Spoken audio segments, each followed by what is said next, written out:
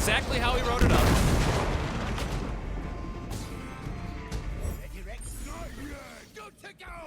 No! Are you serious? No. How? You had one job. You had literally...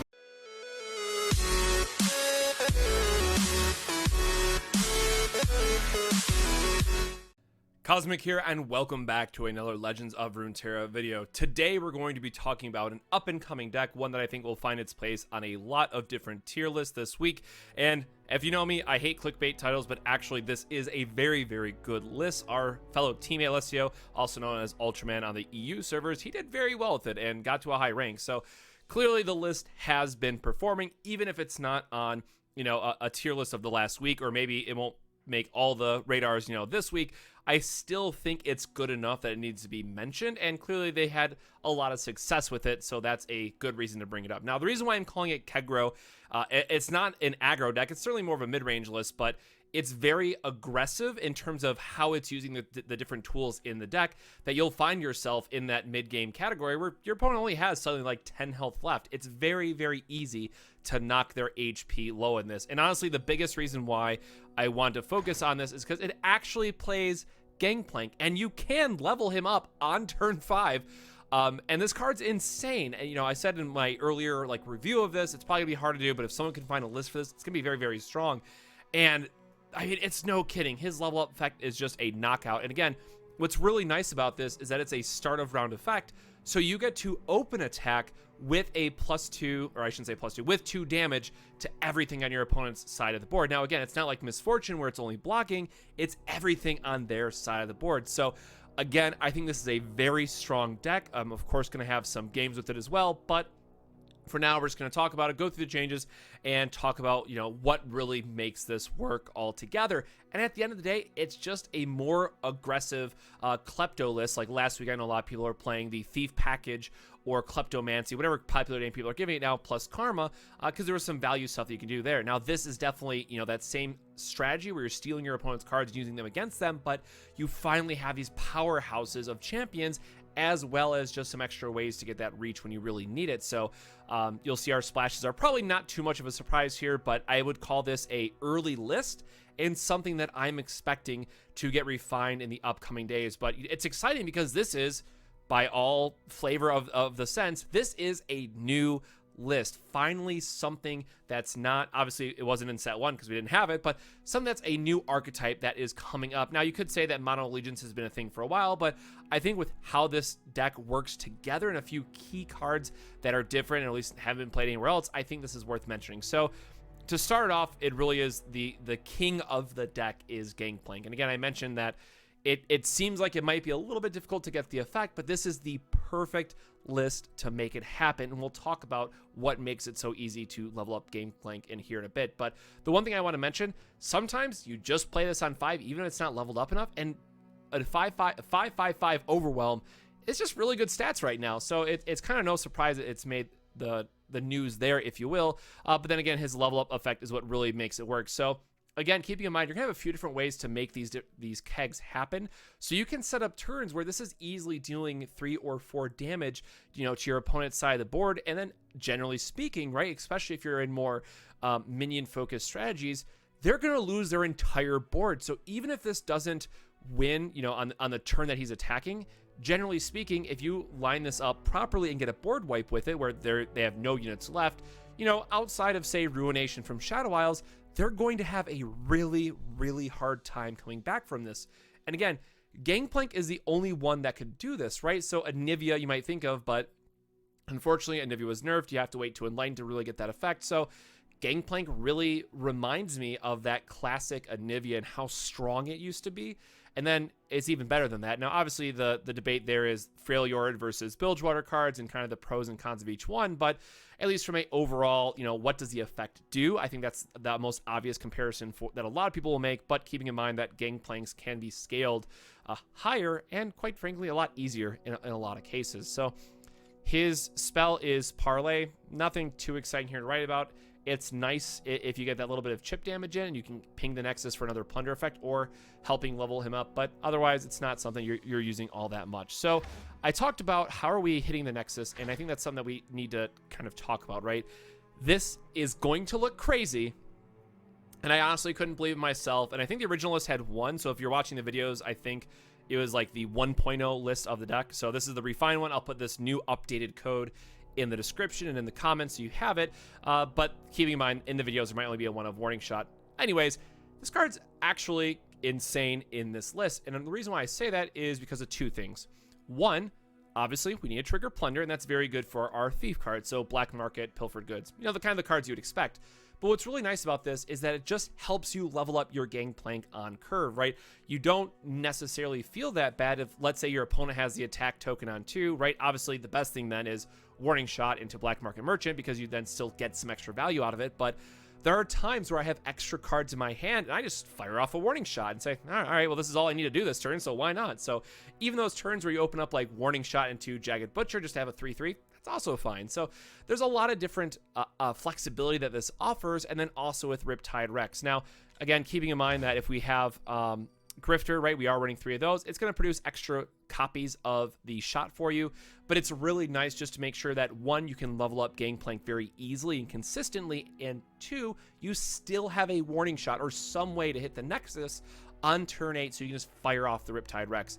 And perhaps no surprise, you know, in terms of like what's your more late game cleanup, it's going to be Riptide Rex. I love that this runs a 3 of. This card has just been insane, and what I really like is that it fills up the board. So a lot of times I've been finding when I was playing both online and offline is if you're going up against, let's say, an Ezreal deck, right, you'll find yourself in a position where you might only have 10 HP left, but they're very low.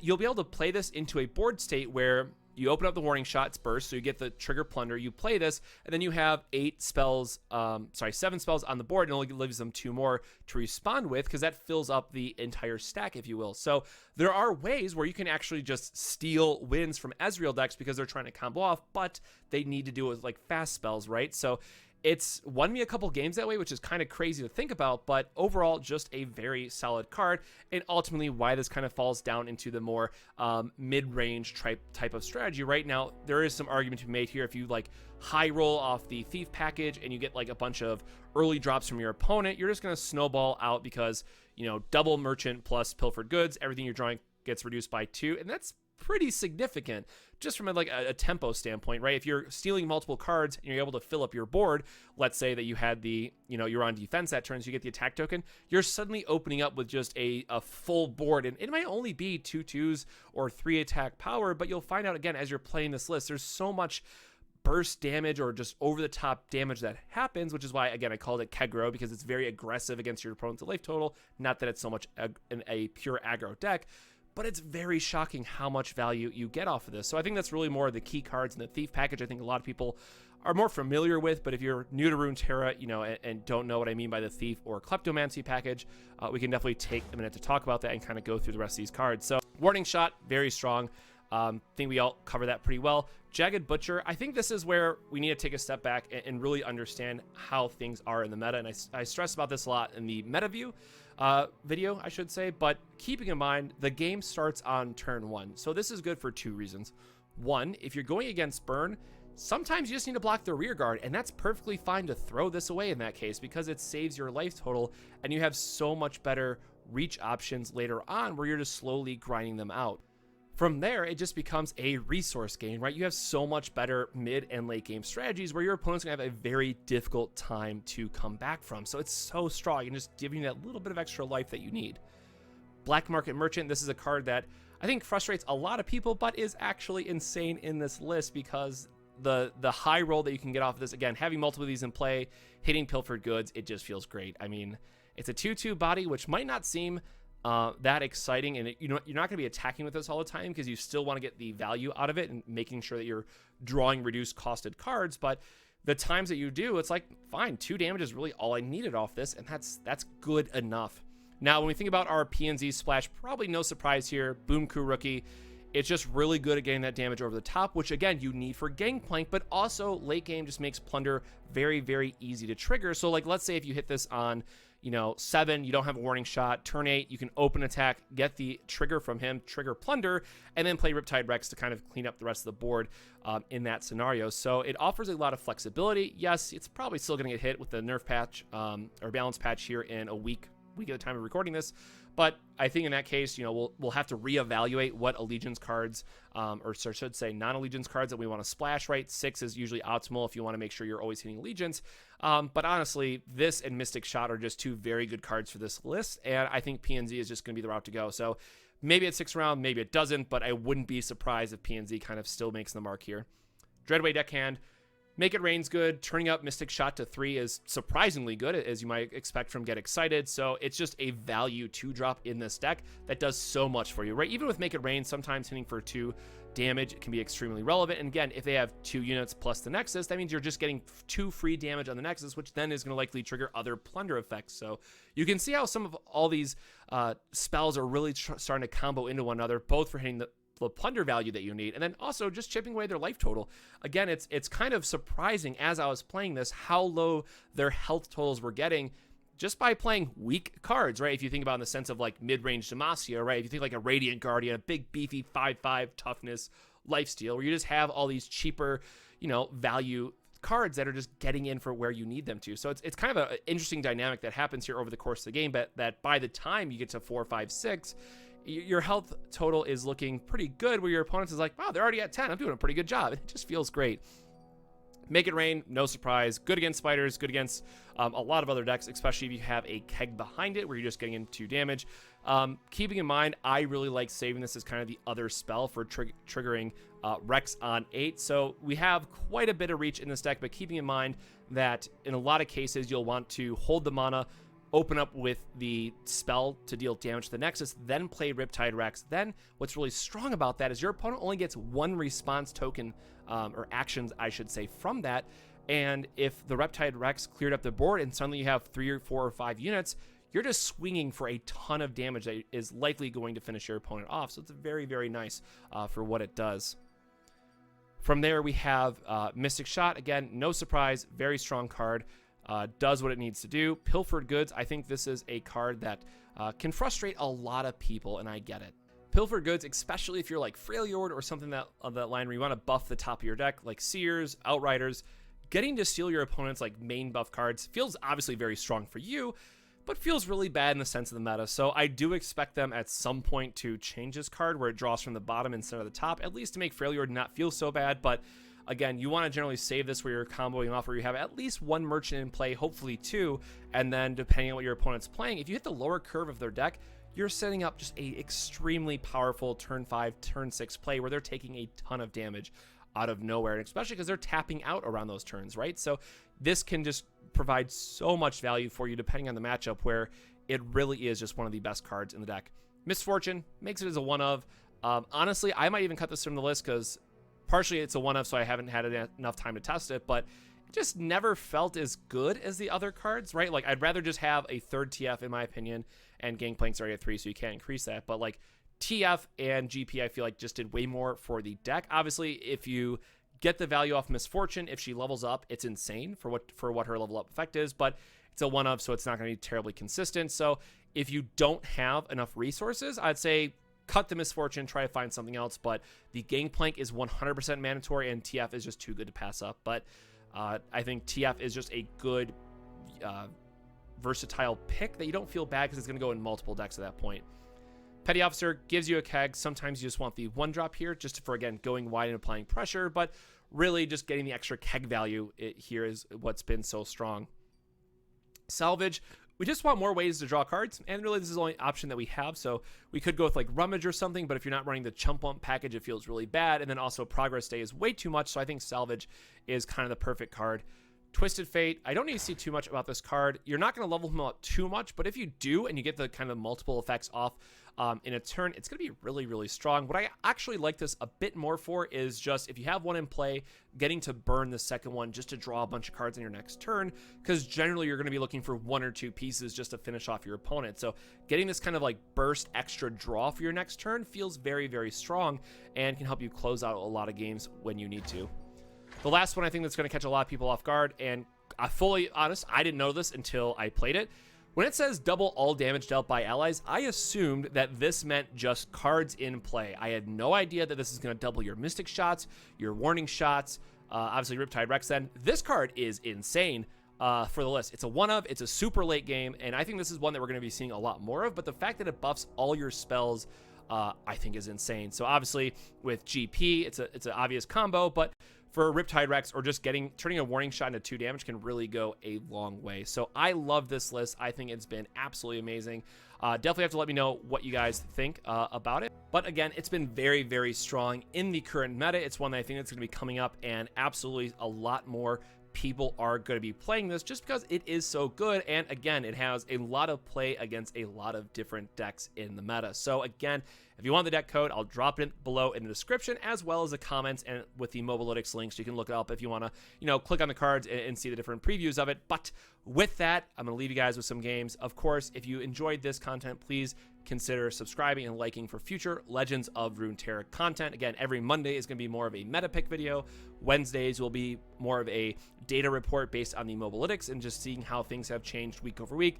And then Friday, of course, will be a more fun video, really exploring more anti-meta and kind of what else or other deck ideas might be popping up, such as Mind Meld, right? More all-in build types of decks, which might not be competitive, as fun as anything to play. So with that, I'm out here. Enjoy the games, and I'll see you next time. Cheers. I've really been thinking about making a Smurf account lately and just try to go to Masters twice.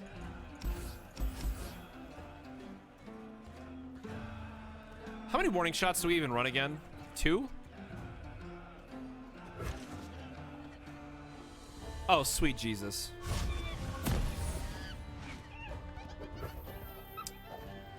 Well,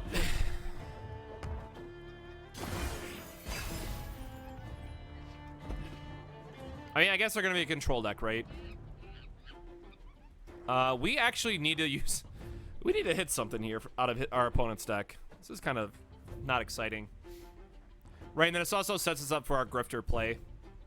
I'm sure the Merchant's going to die, but, you know, is what it is. My selection speaks for itself. You know, I'm not mad about it. Not mad at all. Got a surprise for him. We actually want to try to keep this alive for our Grifter, right? Getting to play things a turn early has been pretty good.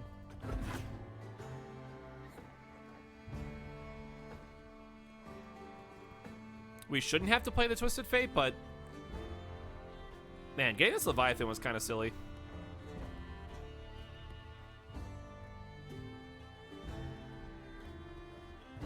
Seriously, Flindo, one day at a time, man. That's all I can do about it.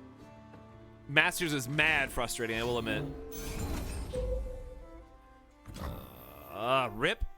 So this dies no matter what. How could this happen to me?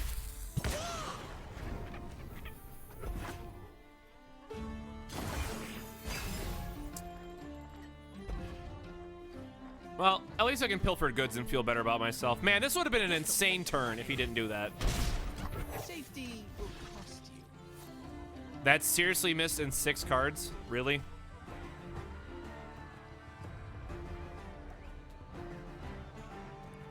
I guess we should be saving some Reese's for the Rex turn, but man, I'm just angry.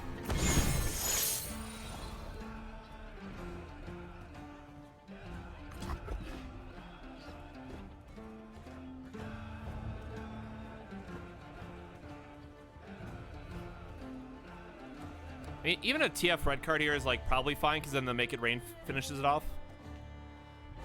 Our hand has not been kind to us.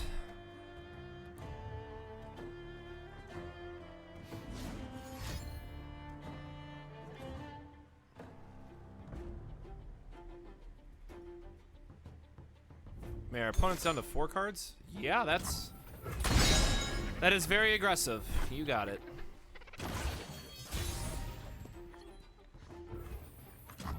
I can do this. Lose out on like the Twisted Fate play here, but we just got to try to get in some extra damage where we can. Probably need to save the Swain for their the TF for their Swain attack. It's probably better. And if they block, we just automatically have to use the Make It Rain. You got legs. Use them. Actually, I think we Death Hands this instead. They could have another Fervor, I guess, which is kind of awkward here.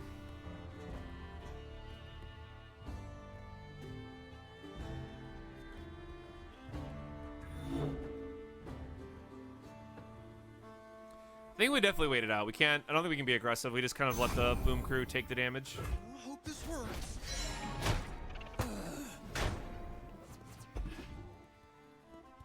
See what our opponent plays and hope for the best here.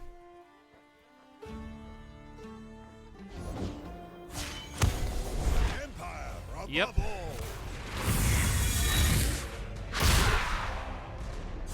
Fear the power you do not see. That is quite the absolute unit right here.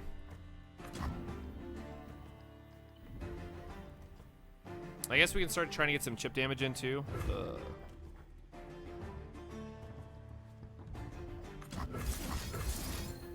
I kind of want to force them to develop something so that we can use Twisted Fate to stun it. We have enough ways to trigger the Rex here at least.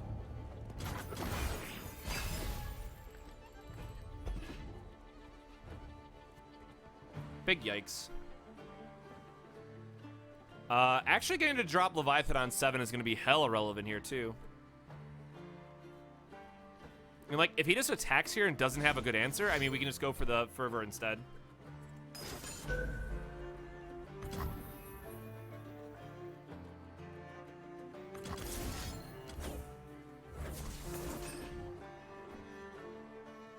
Well, this is one way to kill a Swain, hopefully.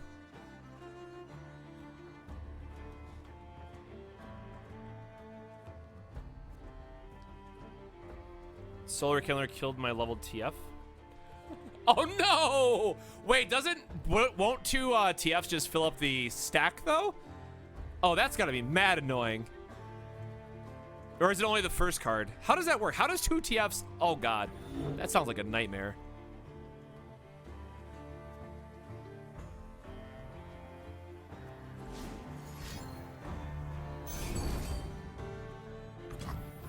Oof.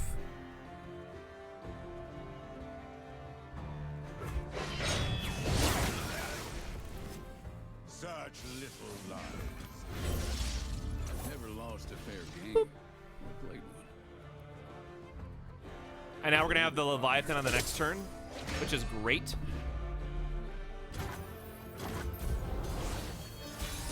God, Leviathan. Oh no. What is this hand turning into? Look at this. No excess when victory is at stake. So we get to a meet, like we can just pass here, right? He has to set something up for this. It's gonna trigger Plunder for Riptide. Oh my god. Oh my god! What the hell is this game, dude? Woo! Leviathan, MVP. Here you have it. I mean, what? Does he have a second Swain in hand? Like, that's how he lose? Or I guess not even, because that takes up most of his turn, right? He can't have that plus... Guillotine's 4, right? Or 3. How much does Guillotine cost again?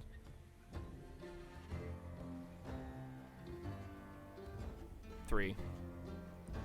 So it'd have to be... Have 8? Oh, it'd have to be exactly Swain plus Guillotine again. I bet they don't have it. Like a fish in water. I bet they might have it now.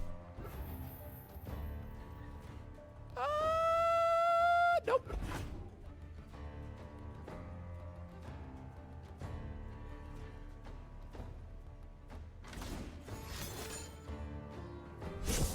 Okay, so this should be... Oof. This should be really good for us. Or I guess now we had a free attack, right? Ah, shit. I should not have passed there. Oh, the rookie could have attacked too. Sorry, I was training hard on this Riptide Rex play. They might have like a flock here now too. Yeah, you're right. This is a waste. I just really need to live the dream with this Riptide Rex, man. Because there's no way they just crash into the Leviathan, right? There's like no value there. They have to play like a Sentry or something. Through the coral. You know, I'm fine with this too.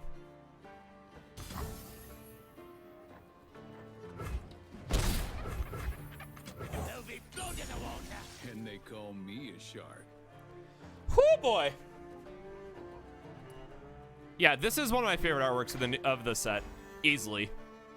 Like, just a big chunky lad and a massive ass cannon on his back, or series of cannons, I should say. 7 of them, if I had to count. Chugga chugga chugga chugga chugga chugga chugga chugga chugga. My friend, this will not save you.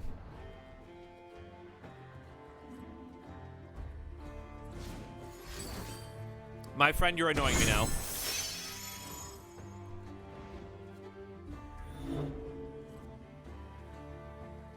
Is this a part where I just like open up with the other Riptide Rex?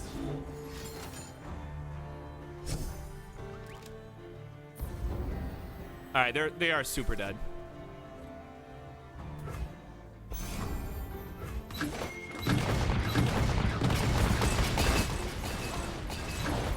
Rex does work on an empty board, right? Because it's like Leviathan triggers into Riptide Rex immediately. Figured. I think they've always had at least one. I'm assuming that they scoop here because they're gonna be big babies. Plenty of killing left. Artillery barrage. Okay, well now he played another unit. They'll be floating in the water. And they call me a shark. Chugga chugga chugga chugga chugga chugga chugga chugga chugga chugga. Man, this is what I love. Just big bodies coming down doing stuff.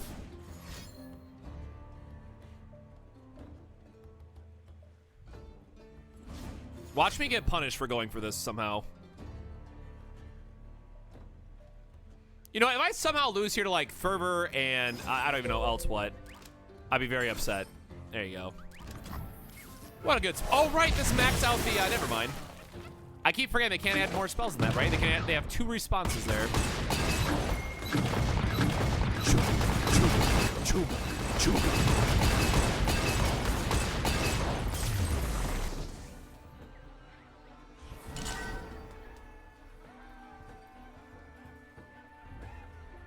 Please load.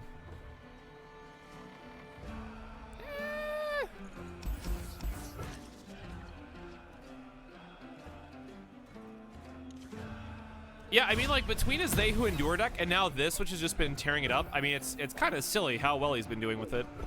This kind of makes me sad. Am I supposed to just play a 1-drop 2/2? Like, that never feels good to me. Oh, because of Gangplank, though, right? It would have been worth it. Oh, that's rude.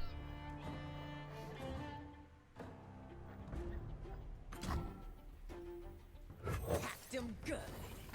Go ahead, grab my 2/2. I'll cut them apart. You're mine.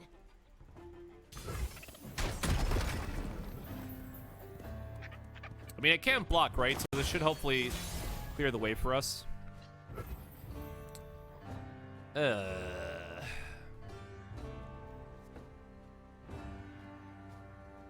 a surprise for him.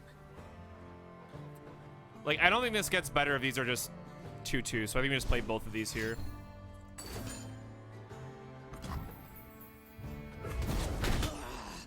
Okay.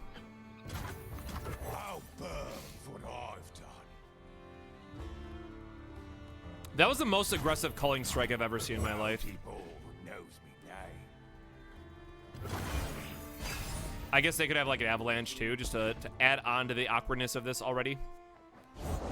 Take heart. Yeah, dude, you got Braum. Time for talking to. Ha! This is fun, yes? First big mission. I guess we just salvage here then. If they only have 2 open anyways. And both those are kind of whatever.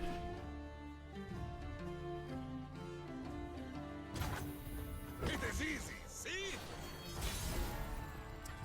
Man, Braum is a very good chunky lad, I tell you. Man, please let me steal one of their culling strikes here, just for full value. Full revenge, rather.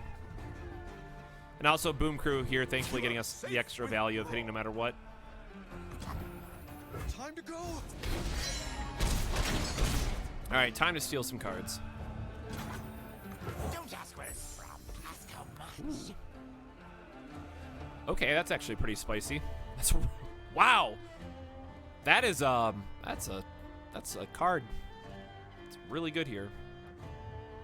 Right, because he has to use this on his next turn most likely. Braum, we at least have some punching power. That's annoying, but we will at least steal some cards now. Thank you. Drop something.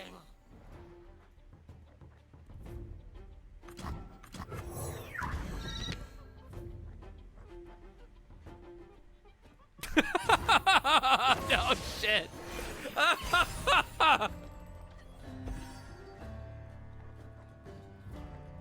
Yeah, what an insane buffed 5-drop. I mean, wow, this card is so overpowered. Holy shit.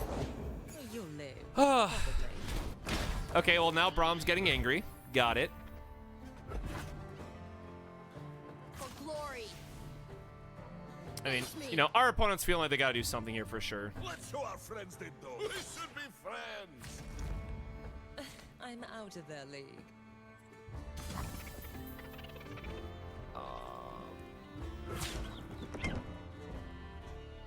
Actually, we in theory want to put damage on both of these then, right?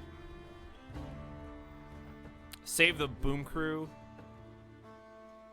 Puts it down to 1. What are we doing here?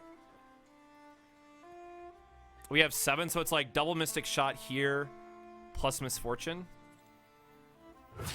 Which means we do want to get a point of damage on this. If they have elixirs, I guess it's kind of awkward. This is probably the best like elixir check that we have. Like they're not gonna have, they might have like a frostbite effect for the wild claw, which is kind of annoying, but I think it's better still to play it around this way, because this should tell us if we can kill the Braum or not.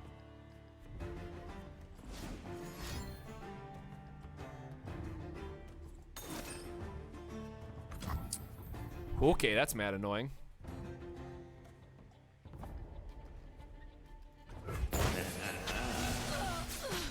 Yeah, that's exactly what he means with the big shield. Man, is Fua just still chilling right there? I forgot. We probably need to give Fua a treat too. Man, she was being a menace earlier, so terribly surprising.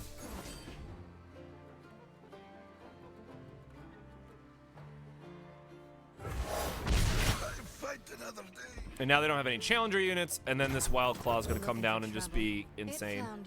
And this way, right too, because of this can go into the Hearthguard as well.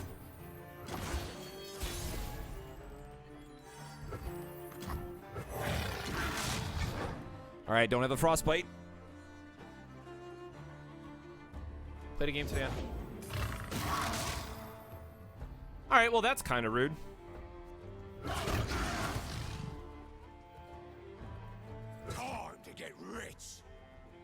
I mean, this still gives us 3 damage on it, which means our Butcher can then kill it on the next turn, so I guess this is fine. I had 3 of that, which destroys your opponent's deck.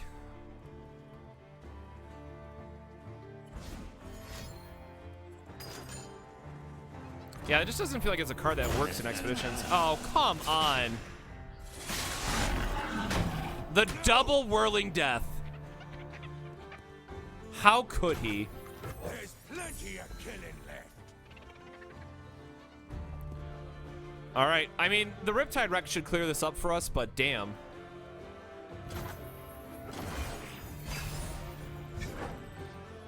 I mean, we're still at 20, right? So who cares?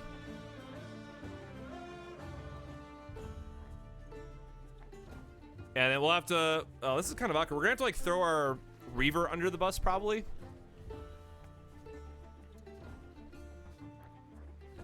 Or I guess they can't attack with the Wild Claw, so they probably try to get in chip damage. Come on! Oh, for all that is holy.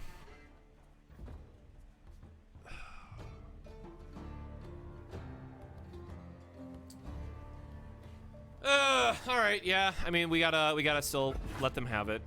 We can't kill this. Out of my way, you! Today we fight as one! Who's that you got there?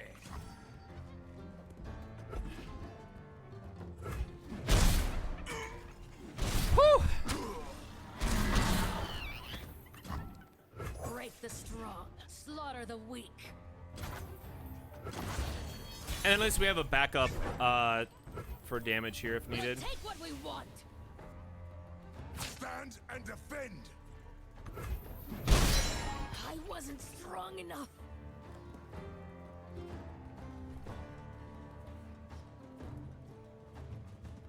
Probably play, yeah, I'm thinking about playing Dreadway here first, and then we play the Riptide the next turn. Because they'll most likely want to develop more than just this. The War Mother will unite us all. Work, you dogs!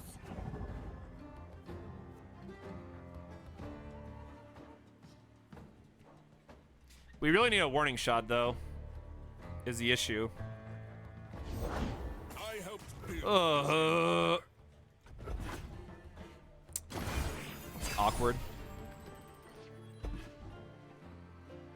Still have some fights left in me. Stop them from fleeing!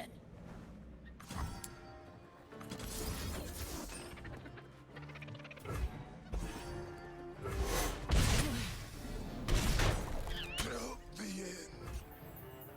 Safety will cost you.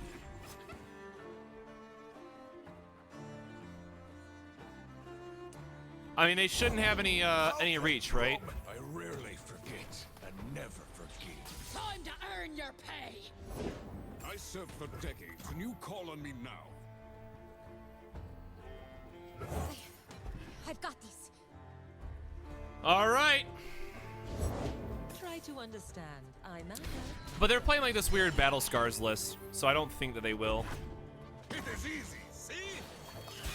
Heaven help us, here we go. You dies. Ready, Rex? Not yet. Got to go. Let her rip.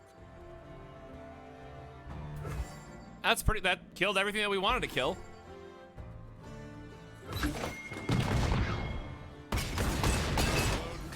We'll take these. Yeah, enjoy those general buffs, I guess, right?